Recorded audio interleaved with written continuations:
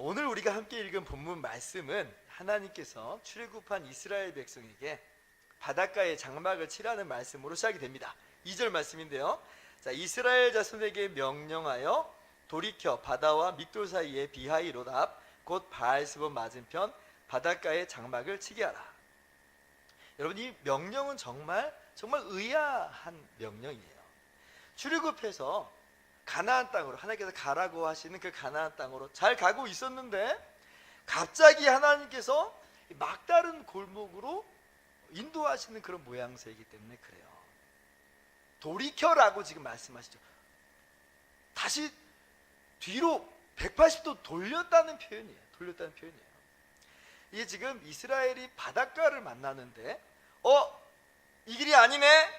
하나님께서 그렇게 말씀하시면서 야, 아이고 내가 이게 지금 이 길이 아니었는데 잘못 인도되어 있다, 이렇게 지금 바닷가에 장막을 치라고 말씀하시는 게 아니고 의도적으로 하나님이 막다른 골목 바닷가로 인도하신 거예요. 이게 지금 돌이켜라고 하는 그 단어의 의미예요.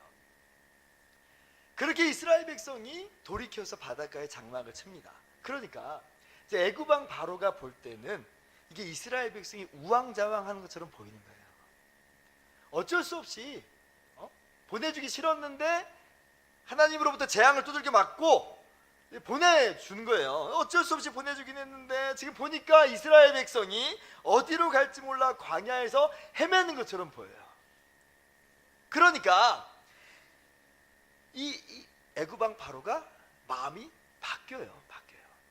아니 뭐 그래도 보내준 건 보내준 거니까 그래 뭐 나랑 무슨 상관이야 라고 하는 게 원래 그게 맞는데, 원래 바로는 완악한 사람이잖아요. 완고한 사람이잖아요. 어쩔 수 없이 보내준 거지 그의 마음속에서는 이스라엘을 보내고 싶은 마음이 눈꼽만큼도 없잖아요.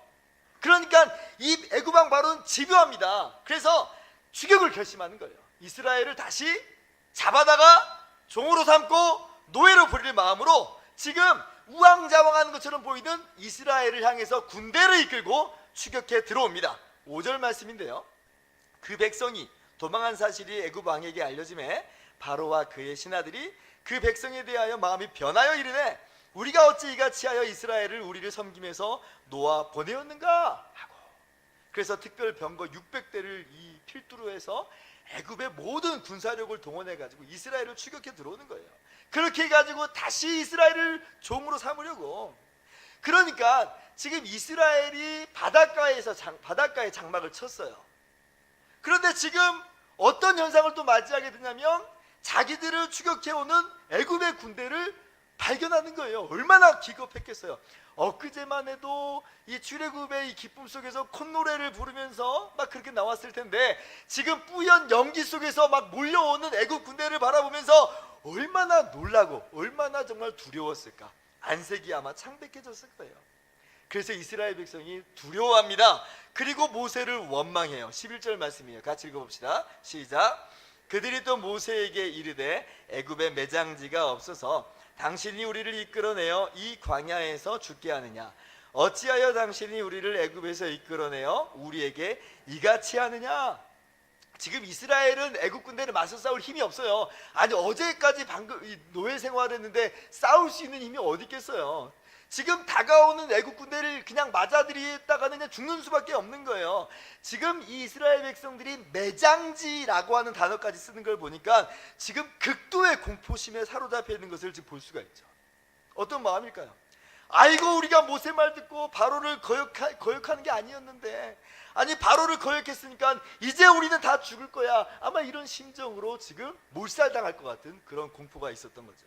이것이 오늘 본문에 처한 이스라엘의 모습이에요. 앞에는 지금 거대한 홍해바다가 가로막혀 있어요. 뒤에는 애굽 군대가 지금 먼지바람을 일으키면서 지금 추격해 들어오고 있어요. 그들은 당해낼 힘과 능력이 없어요. 진퇴양난이요 사면초가의 현장이에요. 그러니까 사실도 납득이 안 되는 거예요. 왜 하나님이 돌이켜 바닷가에 진을 치게 하셨는가? 최대한 멀리, 최대한 빨리 지금 애굽의 세력에서 벗어나야 되는 거 아니었을까요? 밤낮으로라도 지금 뭐 걸어서든지 뛰어서든지 지금 애굽의 손아귀에서 벗어나는 게 그게 정답인 것처럼 보이는데, 아니 근데 하나님께서는 도리어 돌이켜서 바닷가에 지금 진을 치게 하시더라. 더 궁지 속으로 몰아넣는 것처럼 보여요. 지난주에 말씀에는 출애굽기 13장 17절에는 아니 가까운 길은 전쟁이 있을까봐 거리로 인도 안 하신다고 했잖아요. 하나님 그렇게 세심하게 배려하신 분이라고 했는데 아니 이게 지금 무슨 경우인가? 하나님이 가라고 하는 이 길 따라갔다가 그리고 게다가 돌이켜서 바닷가에 진치라고 했는데 이게 지금 절대 절망의 이 환경 속에 우리가 놓여졌는데 이게 지금 무슨 일인가? 여러분 오늘 본문 말씀이 담아내고 있는 의미를 여러분 마음판에 분명히 새겨야 됩니다. 오늘 이 말씀은 정말 신앙인으로서의 삶에 정말 중요한 내용이에요. 이 내용은 다름 아니라 여러분 구원 사건이라는 거 꼭 기억해야 돼요. 자, 일전에 유월절 사건을 이야기하면서 유월절 어린 양은 모형이고 그 실체는 우리 죄를 위해서 대신 십자가에서 죽으신 예수님이 실체다라고 그렇게 말씀을 드렸어요. 그리고 무교절에 대해서 말씀드렸죠. 유월절과 맞닿아서 바로 무교절이 진행되는데 그때에 누룩을 제거하라 했습니다. 누룩의 의미는 죄요 옛본성이라고 그랬죠. 그래서 우리 삶 가운데 묵은 누룩을 내버리는 거예요. 왜? 우리는 새로운 피조물이 됐으니까, 구원받은 사람이 됐으니까 이제 묵은 누룩을 내버리는 삶을 살아가는 것이 마땅한 모습이에요. 이게 지금 저의 사견을 말씀드리는 게 아니라 이것이 바로 사도 바울께서 우리에게 주시는 하나님의 말씀이라고 그랬죠. 고린도전서 5장 7절을 보니까 너희는 누룩 없는 자인데 새 덩어리가 되기 위하여 묵은 누룩을 내버리라. 우리의 유월절 양 곧 그리스도께서 희생되셨느니라 그렇게 말씀하셨거든요. 자, 그런데 이 사도 바울께서는 여기에서 그치지 않고 계속해서 출애굽 사건을 우리의 구원 사건과 연결짓습니다. 똑같은 고린도전서 10장 1절을 보면 이렇게 기록이 되어 있어요. 같이 한번 읽어봅시다. 시작. 형제들아 나는 너희가 알지 못하기를 원하지 아니하노니 우리 조상들이 다 구름 아래에 있고 바다 가운데로 지나며 모세에게 속하여 다 구름과 바다에서 세례를 받고, 지금 이스라엘 백성이 출애굽해서 홍해 앞에 있는 바로 그 사건, 지금 애국 군대는 뒤쫓아 추격해 들어오고, 그리고 우리가 14장 나머지에서 보면 이제 이스라엘 백성이 홍해를 마르게 하시는, 홍해를 가르치는 주님의 능력으로 그 홍해를 건너는 그 사건은 다름 아니라 지금 뭐라고 말하고 있냐면 우리가 받은 세례다 이렇게 말하고 있는 거예요. 우리가 예수님을 믿을 때에 세례를 받잖아요. 바로 그 세례가 실체다라고 하는 거예요. 지금 홍해 바다를 건넌 것은 그림자요 모형이다. 우리가 믿을 때에 받은 그 세례가 바로 본체요 실체라라고 얘기하는 거죠. 자, 그러면 우리를 추격해 나온 애굽의 군대는 지금 무엇에 비교할 수 있는가 할 때에 예수님을 믿기 전 우리를 속박했던 죄와 사망, 무엇보다도 원수 마귀와 비교할 수 있는 거예요. 유월절 어린 양 대신 예수님으로 말미암아 마귀의 권세가 깨졌죠. 우리는 죄와 저주와 영원한 사방에서 해방됐습니다. 그것이 출애굽이에요. 그런데 우리를 종삼았던 마귀가 지금 다시 추격해 오는 것처럼 보인다는 거예요. 왜냐하면 지금 우리가 어디로 갈지 몰라 방황하는 것처럼 보이니까. 여기서 우리가 물을 수 있는 질문은 이거예요. 자, 그러면 우리가 예수님의 피로 구원받은 이후에도 여전히 죄와 마귀의 세력에 위협당하고, 그래서 급기야는 사로잡혀 다시 종과 노예로 전락할 수 있는가 하는 거예요. 오늘 본문이 그 대답입니다. 오늘 본문은 우리에게 뭐라고 이야기하냐면 절대로 그럴 수 없다예요. 절대로 그럴 수 없다. 애굽의 군대는 절대로 이스라엘을 따라잡을 수 없어요. 결코 다시는 이스라엘을 사로잡아 종으로 만들 수 없는 거예요. 오늘 이것이 바로 하나님께서 우리에게 주시는 교훈이에요. 우리가 예수님을 믿노라 하는 것, 그렇게 우리가 세례를 받는 것의 의미는 뭐냐? 우리는 마귀의 권세와 죄의 세력에게서 완전히 벗어나서 충만한 구원과 그 완전한 생명을 얻게 되었다. 이것이 오늘 본문의 말씀이에요.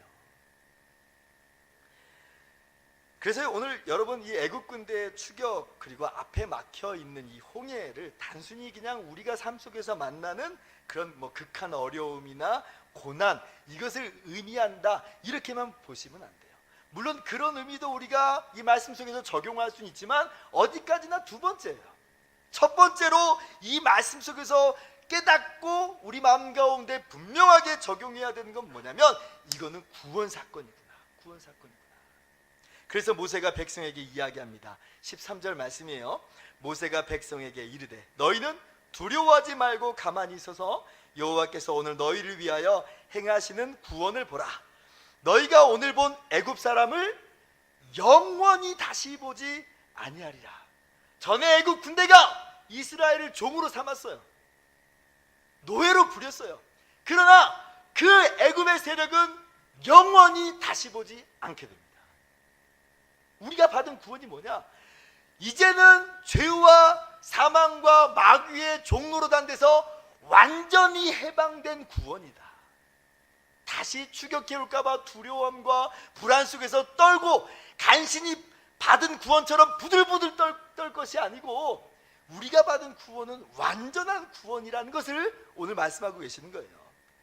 애굽 사람을 영원히 다시 보지 않아요. 그래서 정말 14장 우리 나머지 부분을 보시면 하나님께서 홍해를 가르시고 이스라엘을 그국 가운데 행하게 하세요. 완전히 새 길이에요. 어떤 사람도 이 길을 걸어간 적이 없어요.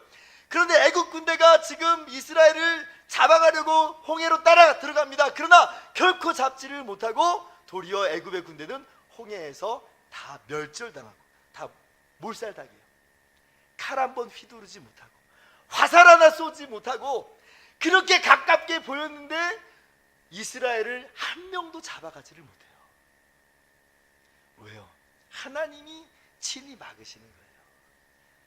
하나님이 이스라엘을 홍해 바다를 가르시고 그 가운데 행하게 하심으로 그 어떤 세력도 미치지 못하고 그 어떤 세력도 해하지 못하는 길로 인도하시는 거죠.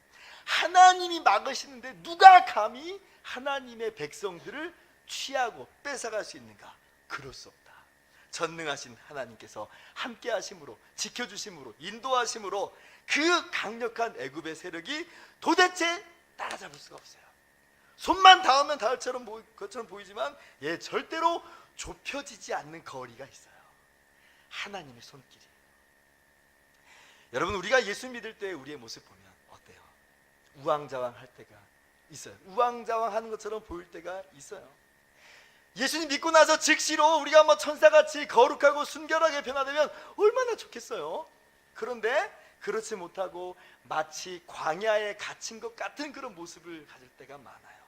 여전히 더럽고 때 묻은 모습 속에서 허우적거리는 우리의 삶의 모습인 것처럼 보일 때가 정말 많아요. 그럼 그때 어떤 감정에 우리가 휩싸이게 되냐면 마치 애굽의 군대가 추격해 오는 것 같은 그런 기분이 들어요. 그래서 우리가 애굽의 군대에 사로잡히고 그런 말미암아 다시 종으로 전락해버리고 노예로 전락해버릴 것 같은 그런 마음이 들 때가 얼마나 많은지 몰라요. 원수 마귀의 손에 다시 잡혀가지고 천국에서 떨어져서 다시 영원한 지옥의 불구덩이로 떨어질 것만 같은 그런 심정이 될 때가 참으로 많죠. 그러나 그렇지 않아요. 우리가 구원받았다는 것은, 우리가 하나님의 능력으로 구원받았다는 것은 죄와 저주와 사망에서 벗어난 것인데, 어느 정도로 벗어났냐면 그 어떤 세력도 그 어떤 권세도 미칠 수 없는, 해할 수 없는 구원으로 우리가 소유하게 되는 거예요. 하나님의 손이 우리와 함께 하시고 우리를 지켜주세요. 막으시는 거예요. 그러므로 로마서 8장은 이렇게 이야기합니다. 그러므로 이제 그리스도 예수 안에 있는 자에게는 결코 정죄함이 없나니. 여러분, 이 말씀이 다시는 예수 믿고 나서는 다시는 하나의 죄도 짓지 않는다, 그런 말이 아니에요. 그런 말이 아니에요. 물론 우리는 죄와 결별한 삶을 살아야죠. 하나님의 자녀니까, 새 피조물이니까 우리는 죄와 구별된 삶을 살아야 됩니다. 그러나 그럼에도 불구하고 우리는 예수님 믿노라 하면서도, 우리가 대표 기도 때 우리 집사님이 말씀하신 것처럼 우리 또 지난 한 주간을 돌아보면 죄악과 허물 속에서 막 살아간다는 거예요. 연약함으로 말미암아 죄구덩이에 빠져서 허우적허적거려요. 그러나 정말 놀라운 건 뭐냐면 그때에도 하나님은 여전히 예수 안에 있는 우리를 정죄하지 않는다. 왜냐하면 예수 그리스도께서 이미 우리의 모든 죄, 과거와 현재와 미래를 포함하는 그 모든 죄를 다 짊어지고 그 죄값을 십자가에서 치러주셨기 때문에 그래요. 여러분, 이것이 우리가 받은 구원의 전모예요. 이것이 우리가 받은 구원의 모습이에요. 얼마나 기가 막힌 은혜인지 몰라요. 그래서 로마서 8장은 다시 한번 반복하죠. 그런즉 이 일에 대하여 우리가 무슨 말하리요? 만일 하나님이 우리를 위하시면 누가 우리를 대적하리요? 같이요. 누가 능히 하나님께서 택하신 자들을 고발하리요? 의롭다 하신 이는 하나님이시니 누가 정죄하리요? 죽으실 뿐 아니라 다시 살아나신 이는 그리스도 예수시니 그는 하나님 우편에 계신 자요 우리를 위하여 간구하시는 자신이라. 아멘. 여러분, 하나님께서 이스라엘을 바닷가에 진치게 하신 이유가 바로 여기에 있어요. 똑똑히 봐라. 애굽 군대는 결코 너희를 해할 수 없다. 애굽의 군대는 절대로 너희에게 미치지 못한다. 먼지 바람을 일으키면서 마치 한다름에 우리를 사로잡아갈 것처럼 보인다 할지라도 절대로 너희를 사로잡아갈 수 없다. 이것이 하나님께서 오늘 우리에게 주시는 말씀입니다. 여러분, 믿으시기 바랍니다. 죄는요, 원수마귀는 결코 다시 여러분을 사로잡을 수가 없어요. 그러므로 우리가 오늘 이 말씀을 통해서 우리가 받은 구원이 얼마나 완전한 구원인지, 하나님께서 우리에게 주신 구원이 얼마나 놀라운 구원인지를 알아야 돼요. 그리고 그 구원임으로, 그렇게 받은 은혜임으로 우리는 영혼의 완전한 평안을 누리는 거죠. 세상이 알지 못하는 평안, 세상이 빼앗아갈 수 없는 평안으로 우리 가운데 충만하게 있을 수밖에 없는 것은 우리가 받은 구원이 바로 이런 구원이기 때문에 그래요. 그러므로 오늘 이 말씀을 통해서 우리의 삶 가운데 적용해야 되는 유일한 진리, 유일한 모습 뭐냐면 평안하라 하라는 거예요. 평안하시기 바랍니다. 하나님의 평안으로 여러분 마음 가운데 채우시기 바랍니다.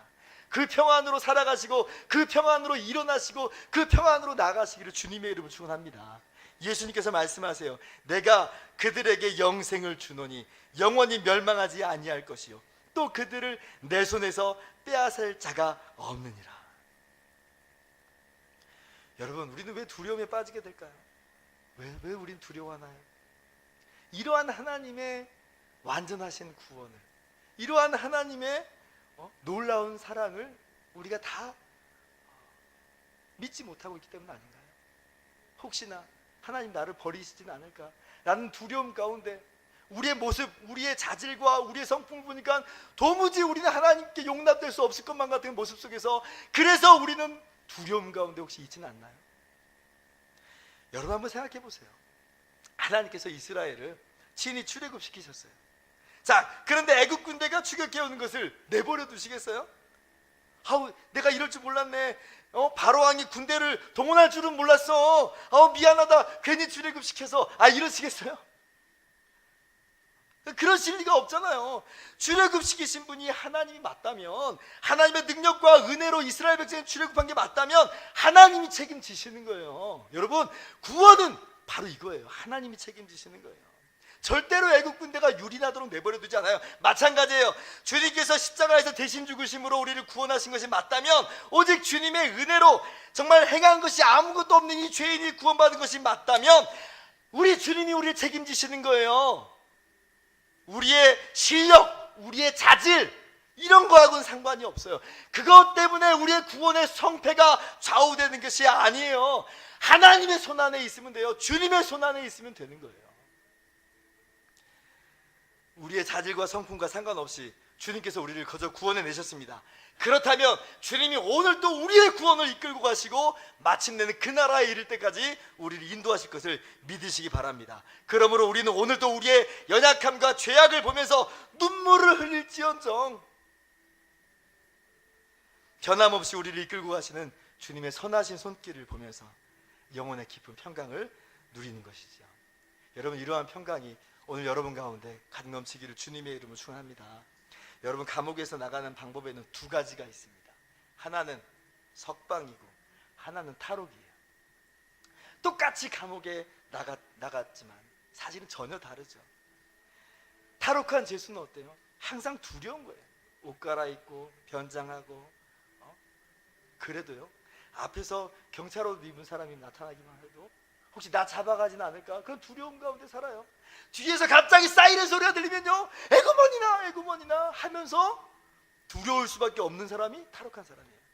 내가 이러다가 언젠간 다시 잡히게 되겠지. 평생을 그렇게 공포 속에서 살아요. 얘 감옥 밖에 나왔지만 그는 감옥에서 나오지 못하고 있는 거예요. 나오지 못한 거예요. 그러나 석방된 죄수는 다르죠. 죄값이 다 치러졌어요. 혹은 최종 무죄 판결이 났어요. 그러면 무엇이 두렵고 떨리겠어요? 아니, 앞에서 경찰이 나타난다 한들 그게 무슨 대수예요. 뒤에서 사이렌이 울리든 말든 그것이 무슨 상관이 있어요. 두 다리 뻗고 잘 수 있는 거죠.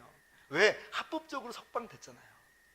여러분, 이것이 진정한 해방이에요. 이것이 우리가 누리는 평강이에요. 주님께서 우리에게 주신 그 출애굽, 우리를 구원하신 그 구원, 바로 이거예요. 애국 군대가 추격한다고요. 무슨 상관이 있냔 말이에요. 그것이. 우리는 변함없는 하나님의 손 가운데 있는데, 이찬수 목사님이 자신의 책에서 이 중간지대의 불안이라는 게 있다, 이제 이렇게 썼어요.